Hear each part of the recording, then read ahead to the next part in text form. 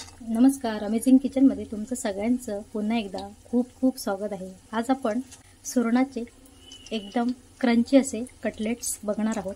सुरणा सगळ्यांनाच आवडतो असं नाही, पण मी आज जी रेसिपी दाखवणार आहे त्यानुसार जर तुम्ही करून बघितलात तर लहान मुलं पण आरामात खाऊ शकतील। इतके छान हे सुरणाचे कटलेट्स होतात। जर रेसिपीज तुम्हाला आवडत असेल तर माझ्या चॅनलला लाईक, शेअर आणि सबस्क्राइब करायला विसरू नका आणि व्हिडिओ लास्ट पर्यंत नक्की बघा। सुरणाची साल मी काढून स्वच्छ धुवून घेतलेला आहे। फक्त पाठीमागचा जो भाग आहे तो काढून घ्यायचा आहे।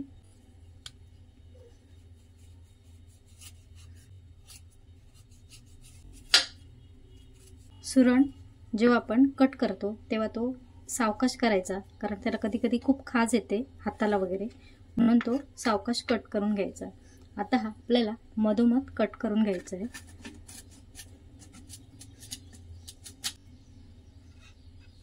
थोडेसे मोठे मोठे पीसेस करून हा आपल्याला उकडवून घ्यायचा आहे।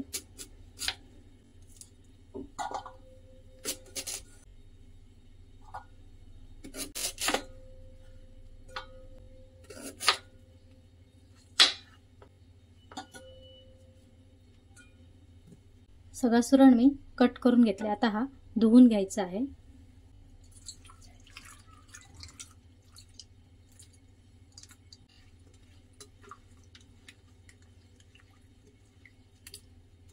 इथे मी पाणी गरम करत ठेवले आहे, त्याच्यामध्ये आपल्याला एक एक करून सुरणाचे तुकडे घालून घ्यायचे आहेत।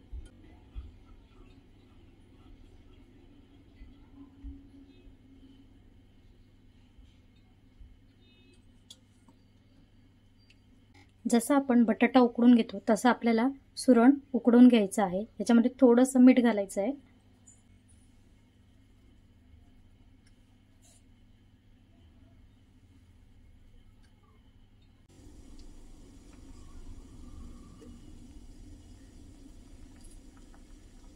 आता आपल्याला याच्यामध्ये कोकम घालून घ्यायचे आहेत। इथे मी 4 कोकम घेतले, ते घालायचे आहेत। सुरणाला कधी कधी खूप खाज येते, थोडंसं त्याच्यामध्ये लिंबू किंवा कोकमचा रस किंवा कोकम घालावीच लागतात। तर इथे मी कोकम घातलेली आहे। तुम्हाला पाहिजे असेल तर तुम्ही लिंबू पिळलात तरी चालेल। सुरण शिजला की बघायचं आहे।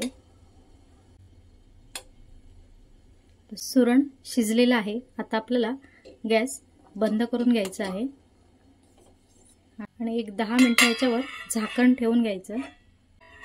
आता याच्यावरचं झाकण काढून घ्यायचं आणि जाळीच्या भांड्यामध्ये 10 मिनिटं याच्यामधलं पूर्ण पाणी नितळवून घ्यायचं आहे।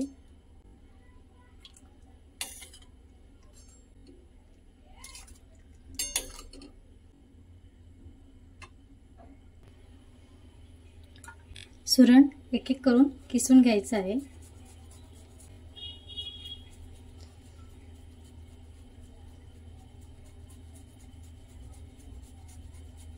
सुरण किसून घेतलेले आहे। ते मी मोठे 2 कांदे बारीक चिरून घेतलेले आहेत, तर ते घालायचे याच्यामध्ये। तुम्हाला जर कांदा फ्राय करून घालायचा असेल तर तुम्ही फ्राय करून घातलात तरी चालेल। थोडीशी कोथिंबीर याच्यामध्ये घालून घ्यायची आहे। थोडीशी हळद घालायची आहे। लाल मिरची पावडर घालायची आहे। एक छोटासा चमचा इथे मी गरम मसाला घेतलेला आहे। इथे मी हिरवा वाटाणा थोडासा बारीक करून घेतलेला आहे, तर तो पण याच्यामध्ये घालायचा आहे। आणि एक छोटा तुकडा इथे बीट घेतलेला आहे, तो घालायचा आहे किसून। तुम्ही उकडून घातलात तरी चालेल। आता ह्याच्यामध्ये थोडासा गाजर घालायचा आहे आणि आता याच्यामध्ये मीठ घालून घ्यायचं।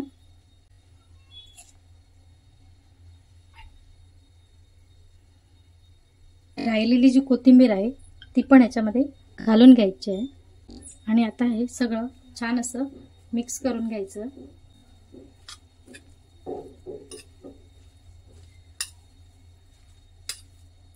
असं आता आपल्याला एक 10 मिनिटं ठेवून घ्यायचं आहे। इथे मी 2 चमचे कॉर्नफ्लॉवर घेणार आहे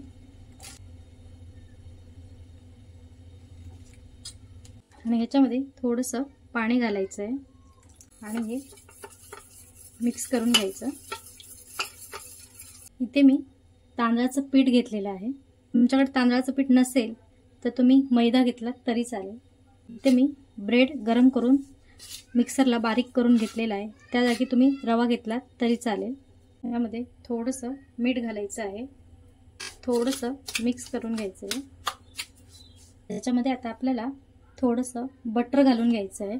बटर ऑप्शनल आहे, पण कधी कधी मुलांना आवडतं म्हणून घालावं लागतं याच्यामध्ये. इथे मी चीजचा तुकडा घेतला आहे छोटासा, तो पण याच्यामध्ये किसून घालायचा आहे.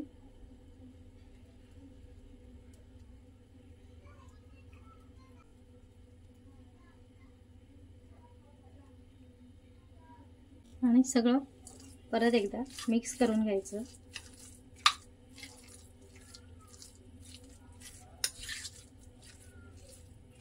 आता याचे छोटे छोटे कटलेट्स बनवून घ्यायचे.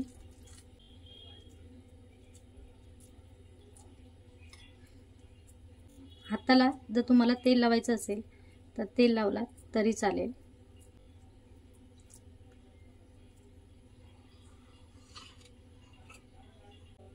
आणि पिठामध्ये थोडेसे डीप करायचे असे. आणि कॉर्नफ्लॉवरचं पीठ घेतलेलं आहे त्याच्यामध्ये एकदा घालायचे आणि परत एकदा डीप करून काढायचे आहे. आणि आपण जो ब्रेड क्रम घेतलेला आहे त्याच्यामध्ये त्याला हे असं लावून घ्यायचं.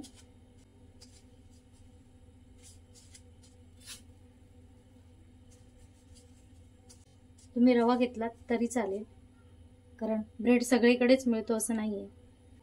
आणि एका प्लेटमध्ये ठेवून द्यायचं. दुसरं पण हे तसंच घ्यायचं आहे. तर त्याला पीठ लावायचं. कॉर्नफ्लॉवरच्या पाण्यामध्ये डिप करायचं आणि याला ब्रेड क्रम लावून घ्यायचं. ज्या लोकांना सुरण आवडत नाही ती लोक पण ही कटलेट्स आवडीने खातात.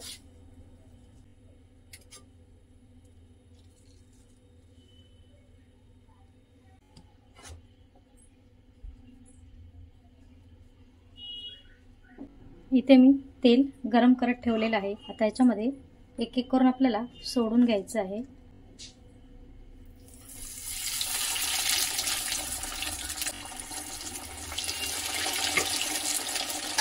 आणि दुसऱ्या बाजूने परतवून घ्यायचे आहे.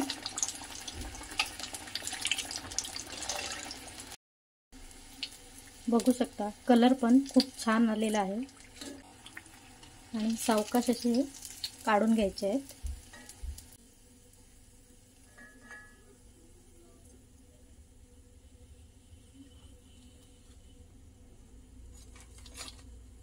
आता याच्यावरती दुसरे घालून घ्यायचे आहेत.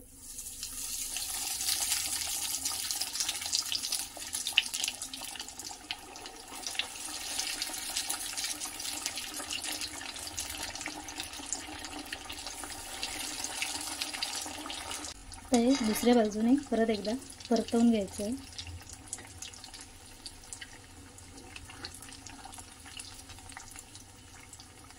आता हे काढून घ्यायचे आहे.